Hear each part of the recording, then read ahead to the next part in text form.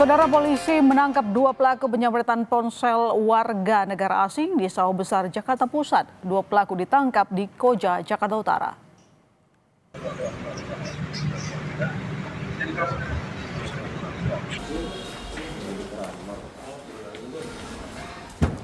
Setelah buron selama 3 hari, dua pelaku penjamretan ditangkap di kediaman mereka di Koja, Jakarta Utara. Pelaku berinisial F dan Y sempat mencoba kabur saat akan ditangkap polisi.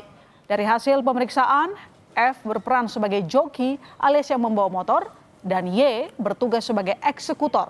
Pengakuan pelaku, ponsel hasil curian telah dijual ke seorang ketua RT sebesar 2,5 juta rupiah. Uang penjualan barang curian digunakan pelaku untuk kebutuhan sehari-hari dan membeli narkoba.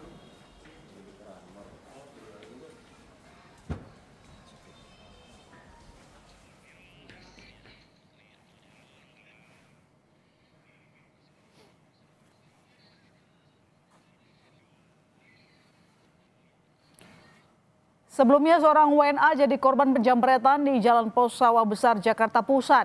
Meski korban sempat berupaya mengejar, pelaku berhasil kabur membawa telepon genggam korban. Aksi penjamretan terekam kamera dashcam pengendara yang sedang melintas di lokasi kejadian.